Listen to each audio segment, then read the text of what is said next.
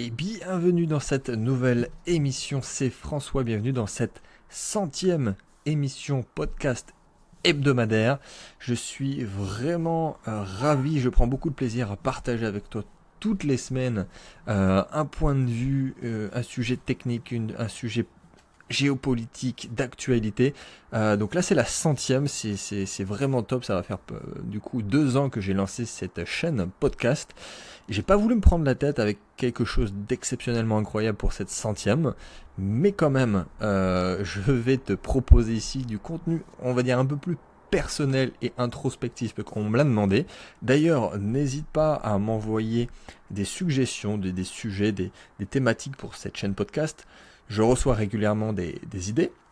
Tu peux me le mettre ici en commentaire sur YouTube, SoundCloud, où tu écoutes, peu importe, ou me l'envoyer par mail avec grand plaisir. Donc ici, on va aborder un sujet qui est très subjectif, mais je vais essayer d'apporter ma pierre à l'édifice, puisqu'il n'y a pas de vérité vraie sur cette thématique. On va parler des habitudes, des routines, et ici, donc en tant que investisseur entrepreneur, donc on va avoir 3 gros sujets. On va parler des habitudes matinales, les fameuses. On va parler de mes habitudes quotidiennes de travail. Et on va aussi aborder mes habitudes d'organisation et d'optimisation personnelle et professionnelle, parce que pour moi c'est les deux, hebdomadaire, trimestriel et annuel. Donc on va parler de beaucoup de choses. On va parler de travail d'argent, de lecture, de tâches ménagères, de grasse mat, de nutrition, d'organisation, de focus et plein d'autres sujets, pour conclure sur le conseil ultime pour réussir dans la vie. Donc on va commencer concrètement et on va aborder le sujet des fameuses habitudes matinales. Alors, c'est un sujet qui revient très souvent, notamment depuis le fameux livre qui est sorti, The Miracle Morning, qui aborde ce fameux sujet.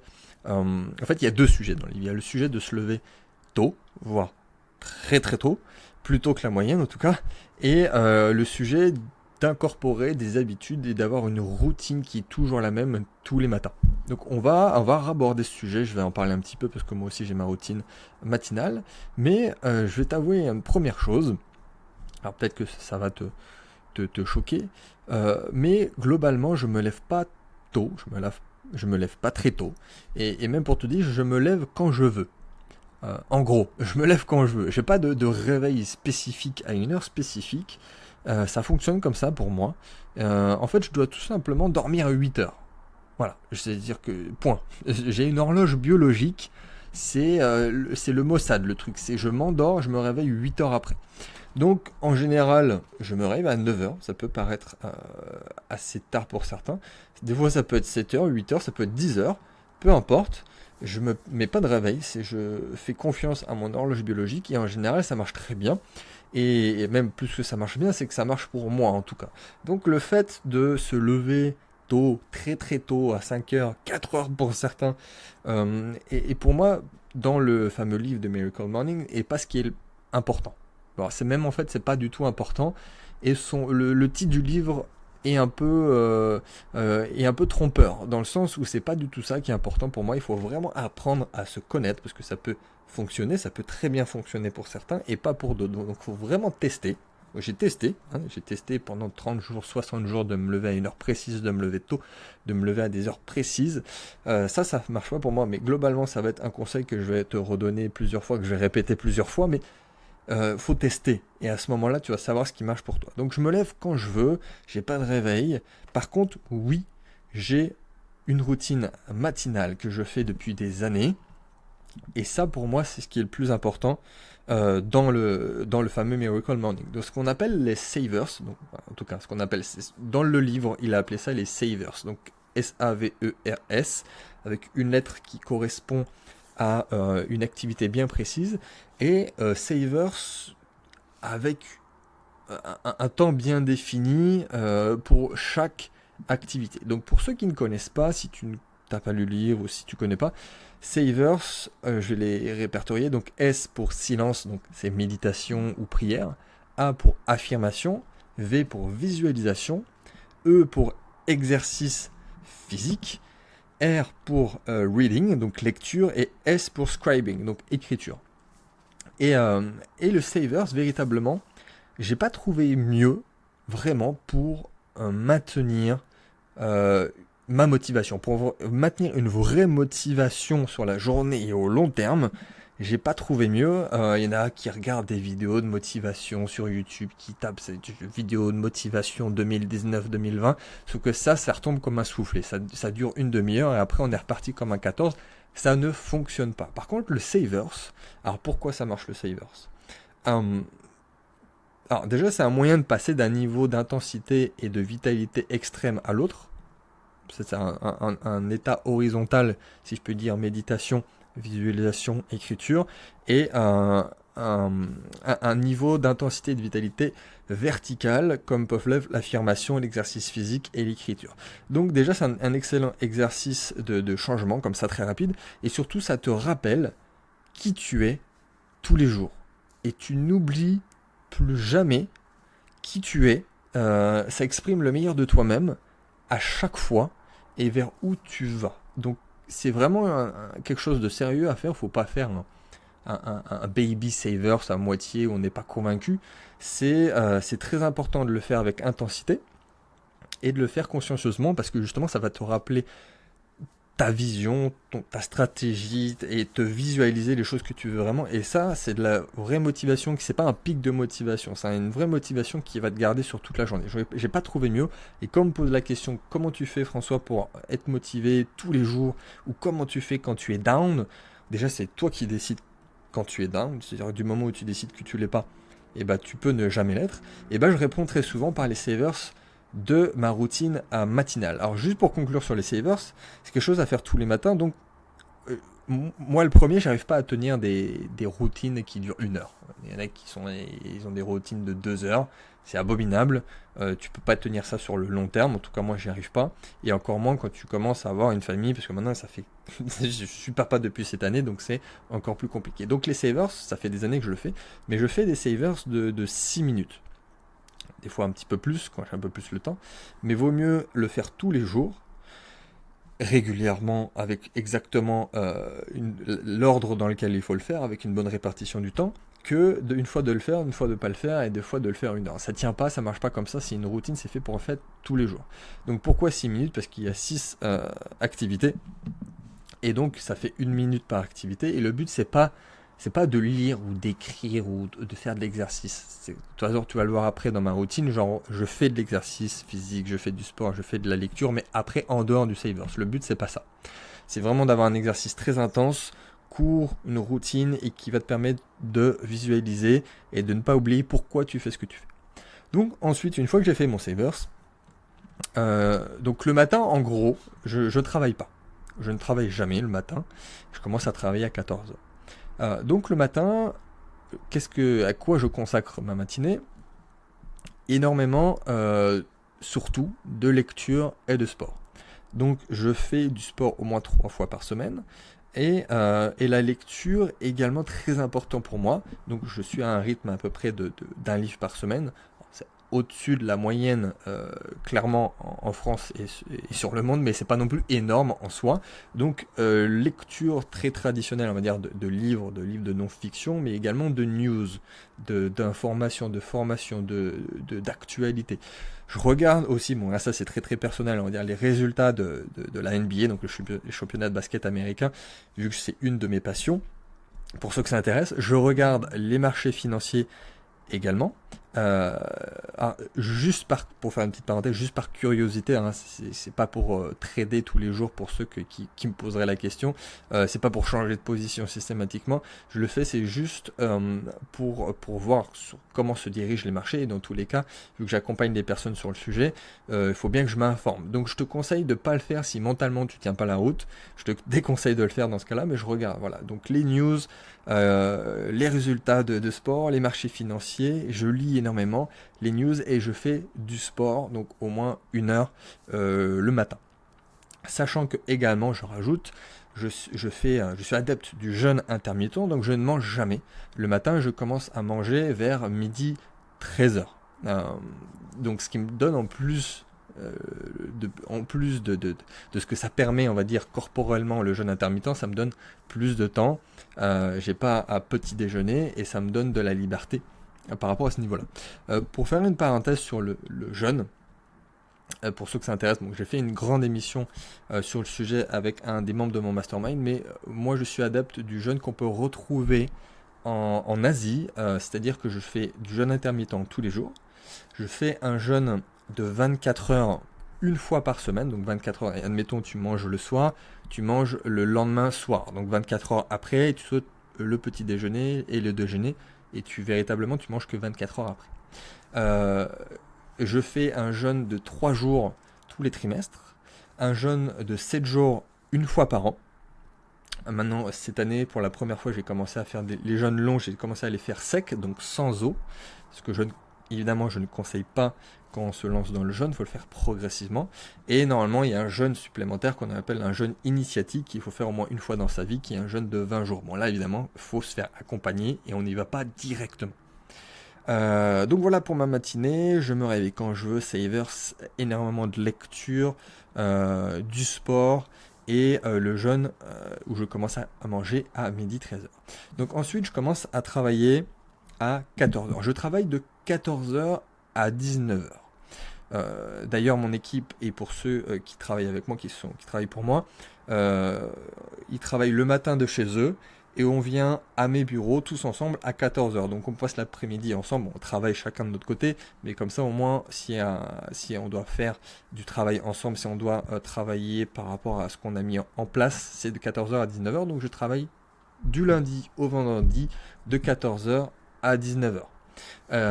En général je commence par répondre à mes mails et ensuite je commence par faire la tâche la plus difficile ou demandant en énergie. Le soir, en général, déjà je vais faire une petite marche tous les soirs pour digérer après le dîner. C'est excellent pour la santé et ça donne une meilleure digestion. Et le soir, donc, est consacré, on va dire, à plus de culture. Donc, rebelote pas mal de lecture. De formation, de recherche de nouveaux contenus pour m'ouvrir l'esprit, pour avoir des nouvelles idées. Donc ça peut être tout n'importe quoi, hein. Ça peut être un livre, ça peut être un white paper d'une boîte, d'une crypto-monnaie, ça peut être une nouvelle loi fiscale en immobilier, ça peut être vraiment quelque chose qui m'intéresse, qui me passionne et auquel cas je vais pouvoir avoir de l'intérêt supplémentaire ou comprendre encore mieux. Donc là je te parle de lecture, de nouveau de formation, de recherche. Ça peut être également de la musique. Je suis passionné également de musique, donc le soir aussi je consacre une partie à ma culture musicale et à aller chercher de nouveaux projets. Donc ça encore une fois c'est très personnel, mais j'aime garder ça pour le soir. Dans ma soirée culture, on va dire, en famille, évidemment, je ne l'ai pas précisé, en famille. Et je vais revenir sur le point de la lecture, mais c'est très important, c'est-à-dire que je lis beaucoup pour comprendre le monde qui nous entoure, le monde qui nous attend, et avoir, on va dire, une vision large du monde, vraiment. C'est-à-dire que je vois constamment les gens qui réussissent dans la vie, et c'est pas les plus brillants, mais c'est ceux qui sont des machines à apprendre. Des machines à apprendre et à implémenter, en général. Ça aide énormément. Surtout quand on a une longue route devant nous, quand on est très jeune et que c'est juste à emmagasiner du savoir, apprendre continuellement. Surtout, plus ça avance, plus la culture et la formation, l'information en tant que telle augmente rapidement. C'est-à-dire que c'est l'un des principes fondamentaux de ma philosophie, ça consiste à apprendre le plus possible et c'est un des meilleurs moyens, je pense, pour un investisseur entrepreneur de s'améliorer. C'est-à-dire que la quête de connaissances, c'est pas nécessairement de devenir plus intelligent. C'est pas vrai que les investisseurs les plus intelligents, c'est pas ceux qui performent le mieux sur les marchés, ça c'est faux. Par contre, ça te donne une ouverture d'esprit, une avance. Ça te permet aussi de pouvoir réfléchir différemment. Ça sert à ça la lecture. D'un point de vue, j'ai fini pour ma journée. N'hésite pas si tu as des questions. Au niveau de ma semaine, des mois, des trimestres de l'année, je vais en dire un petit peu plus parce que là, je pense aussi que ça peut t'aider énormément. Déjà, le week-end, je ne travaille pas. Alors, sauf cas exceptionnels qui sont notamment les séminaires que j'organise, qui sont le week-end, les immersions pour mon mastermind. Normalement, ça représente 5-6 week-ends dans l'année. maximum, mais en plus je le fais par passion, donc pour moi c'est pas du travail, mais globalement vraiment je ne travaille pas le week-end. Il m'arrive de répondre à quelques messages que je reçois sur les réseaux sociaux ou à quelques emails très importants, mais en général je touche pas à mon ordinateur par exemple, et c'est du temps consacré pour mes loisirs, ma famille et le voyage également, parce qu'on voyage beaucoup, je voyage beaucoup. Euh, donc pour rajouter aussi sur ma façon de m'organiser, ma façon d'optimiser, j'essaye aussi de déléguer beaucoup de choses au niveau perso. Alors pourquoi? Parce que déjà, je vais te donner des exemples, mais ça m'aide, m'optimise mon temps sur le côté professionnel en optimisant mon côté personnel. Et la plupart du temps, c'est des choses que je ne veux pas faire ou que je n'aime pas faire. Par exemple, tous les lundis, on a une femme de ménage qui vient et qui reste 4 heures et donc qui va faire un extraordinaire travail où je mettrai 2 fois plus de temps et où je le ferai mal. Donc indirectement, elle m'apporte énormément de valeur parce qu'elle va me permettre de libérer du temps, sachant que c'est du temps que je mettrai x2 au minimum pour faire le même travail. Donc tous les lundis, j'ai cette personne qui vient dans notre appartement pour faire le ménage, et c'est un conseil que je peux te donner très rapidement.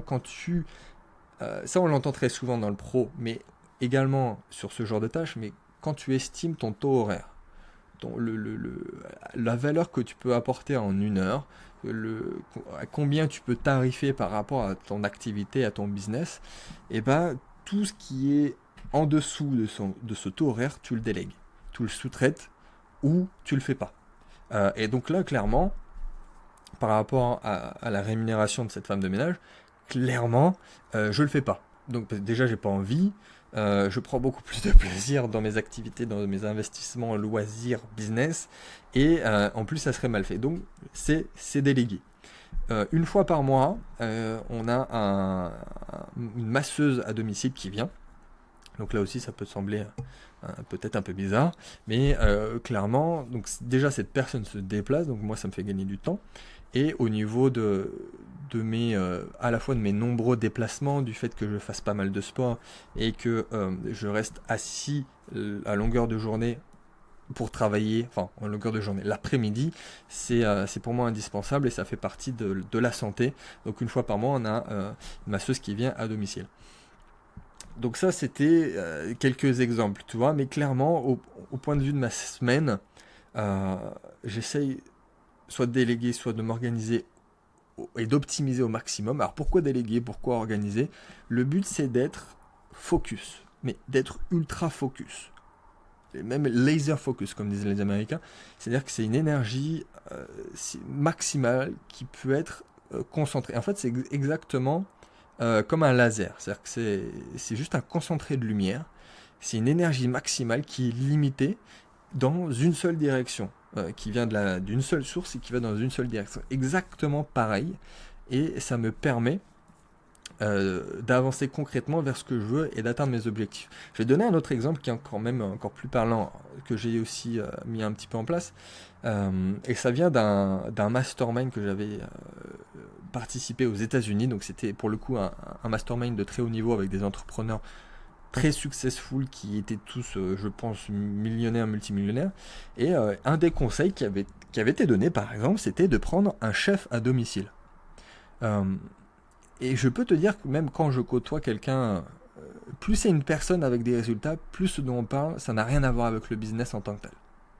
Ce genre de conseil, alors ça peut paraître bizarre de payer un mastermind cher pour qu'au final on te dise de déléguer et de ne pas faire à manger, d'avoir un chef à domicile, mais en fait c'est un conseil génial. C'est-à-dire qu'au bout d'un moment, là encore une fois, le taux horaire, alors, tu peux avoir du plaisir à cuisiner, c'est pas ce que je dis, ça m'arrive aussi, mais clairement, non seulement ça va être fait, ça va être bien fait, ça va être fait rapidement, et tu n'as plus cette contrainte aussi, cette charge mentale à devoir y penser, à devoir le faire. Donc c'est une optimisation, c'est le triple effet qui se coule. Donc encore un autre exemple de ce que tu pourrais mettre ultimement quand tu arrives à un certain niveau et que tu peux passer à un next step. Au niveau de mon travail, je travaille, alors ça aussi je le conseille très très souvent, j'ai on va dire des plans d'action à 90 jours.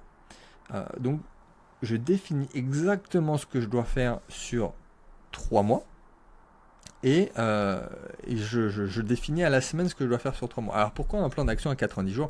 C'est pas moi qui l'ai inventé, il y en a d'autres qui travaillent comme ça, tu l'as peut-être déjà entendu, mais on a démontré scientifiquement que le cerveau ne peut pas visualiser et prédire ce qu'il y aura au-delà de 3 mois. À partir de 3 mois, 4 mois et au-delà, le cerveau ne peut plus envisager. Alors on peut visualiser, ça c'est certain, on peut même visualiser à long terme des objectifs et avoir quelque chose de très précis en tête, mais d'un point de vue vraiment concret et d'une projection vraiment terre à terre, le cerveau ne va pas au-delà de 3 mois.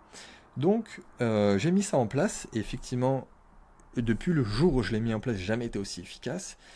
Normalement, ça marche pour la plupart des gens parce qu'on a tous le même cerveau. Et l'avantage, c'est que on peut avoir plusieurs plans d'action à 90 jours dans une année. On en a 4. Et que ce soit pour quelqu'un qui a déjà une activité bien précise, c'est de l'optimisation, mais même quelqu'un qui veut tester, ça lui permet d'avoir plusieurs plans, de faire un bilan à la fin des 90 jours, d'optimiser ou soit de passer à quelque chose d'autre. Et ça, c'est la loi de Parkinson. Si tu te donnes 90 jours, soit 3 mois ou 1 an pour faire quelque chose, tu vas faire la même chose, mais en 3 mois ou en 12 mois. Donc là, c'est un vrai plan d'action qui va être défini semaine par semaine. Donc tu as 13 semaines en 90 jours. Et donc tu fais un bilan à la fin des 90 jours de qu'est-ce qui s'est bien passé, qu'est-ce qui s'est pas bien passé. Alors si tu l'as bien organisé, normalement, tout se passe bien. Si c'est vraiment tu as fait que la moitié, c'est que soit tu as été trop gourmand, on va dire aussi ça peut être parce que c'est ton premier plan d'action à 90 jours, mais il faut vraiment optimiser pour que ça soit assez faisable, mais aussi pas trop peu pour que ça soit de la dilettante. Il faut quand même avoir des gros objectifs, parce que sinon ça t'excite pas et tu te lèves pas le matin en ayant la pêche et en ayant la patate. Donc un plan d'action à 90 jours, je te conseille de le faire, de préciser chaque semaine à peu près ce que tu fais sans blinder ta semaine non plus, parce qu'il faut donner un petit peu de temps libre. On sait jamais, il y a toujours des impératifs, des choses qui sont pas prévues, qui arrivent comme ça du jour au lendemain. Donc concrètement, tu te laisses des journées, on va dire à 80% pleines, en cas de problème. Je te conseille de travailler que la semaine et de donner quand même 1 ou 2 jours off et de travailler sur des périodes comme ça à 90 jours qui sont vraiment le plus optimal pour moi. Donc voilà, n'hésite pas si tu as la moindre question. Ces habitudes quand même pour conclure doivent être absolument faites pour être tenues au long terme. Sinon, ça sert à rien si tu fais ça sur 10 jours. Si tu te lèves tôt le matin sur 10 jours, ça ne marche pas. Si c'est pour se mettre la pression, se stresser et garder des habitudes qui viennent des autres et non de la découverte du fonctionnement de son cerveau et de son corps, pareil, ça va pas le faire. Donc ça va vraiment passer par la connaissance de soi. La connaissance de soi, de tester et le focus, comme on en a parlé, comme le laser, c'est la clé du succès. Quelle est la routine que toi tu as adoptée? Dis-moi tout. Qu'est-ce qui fonctionne pour toi le matin, aux journées, dans tes années, dans ta façon de travailler? Dis-moi tout. Je vais peut-être pouvoir même optimiser encore plus si tu as des idées. Dis-moi tout en commentaire et n'hésite pas si tu as la moindre question. Et on se dit à très vite pour une prochaine émission. C'était la 100e du podcast de la liberté financière.